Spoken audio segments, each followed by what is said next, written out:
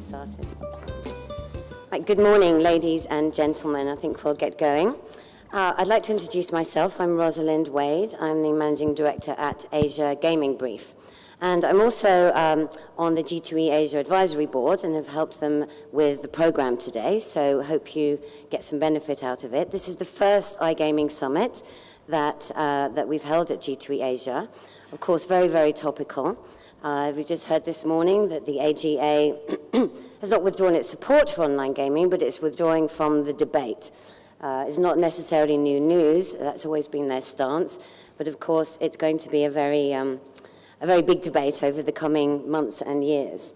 So I'd like to introduce our speakers or our moderator for the morning. But before I do so, just to let you know that you're welcome to join the lunch today, which is at 11:45 in Sicily Room 2401, which is just out of the corridor and to your left.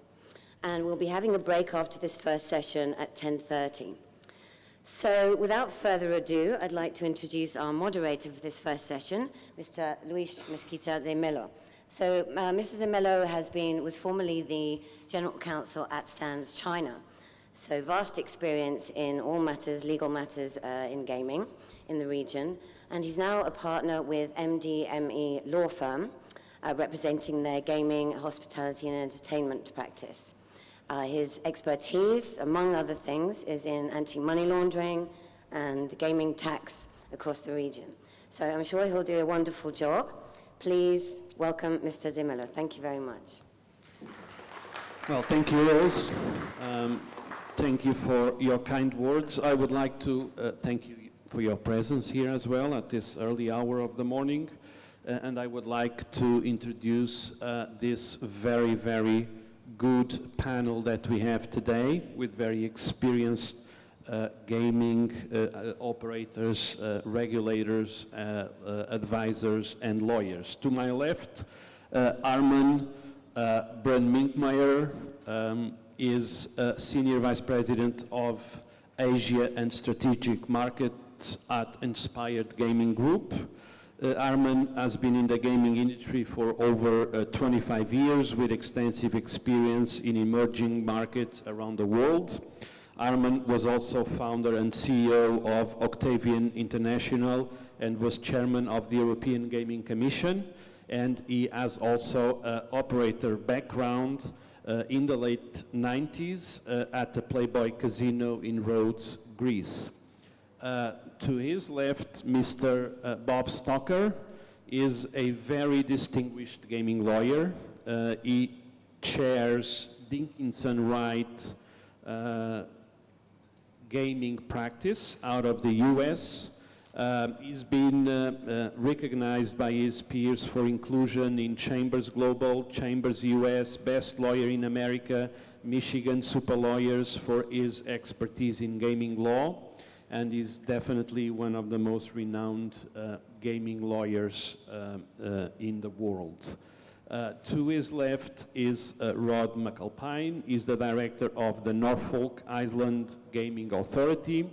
Rod has been involved in gaming regulation for nearly 10 years and represents the Norfolk Authority at Asia Pacific conferences. He has a background in economics, finance, and government. So thank you very much for taking your time. I would like just to introduce the subject of online gaming that we are going to be discussing with our panelists by making a very brief summary of what's happening in this part of the world. And obviously, starting with Macau, the very short summary I can make is nothing is happening. Macau has its hands full with the land-based casinos. It obviously collects 39% of the gaming revenue from the total gross gaming revenue generated. So although there is one article in the gaming law that defines what online gaming or interactive gaming, the fact is the government has shown no interest in either developing other rules or additional rules for online gaming, and I'm not aware of any operator that has shown any interest to apply for a concession to operate online gaming in Macau. So it's pretty much a non-existent form of gambling in Macau.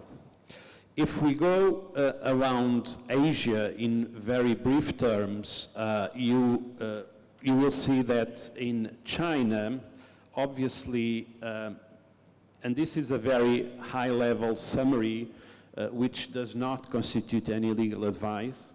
So if you want to know exactly what's going on, you should consult local counsel. But we all know that operating a gambling website in China would be unlawful. Obviously, the law in China does not have any extraterritorial effect, and therefore a lawful operation in a country outside of China does not bring an operator within the criminal law in PRC. It is, however, also advertising gambling in China is also unlawful, and on a practical level, what we have seen is that non-PRC websites that offer gambling content or gambling related in any way may be blocked by the PRC internet access blocking rules.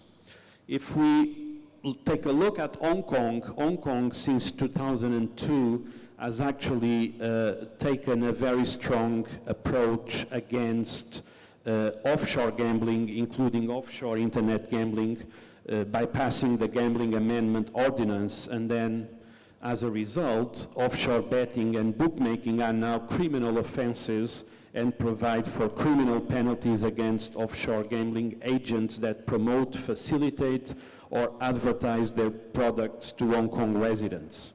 The only legal gambling monopoly is the Hong Kong Jockey Club, which is authorized to offer betting on lotteries, horse racing, and football over the internet. The Philippines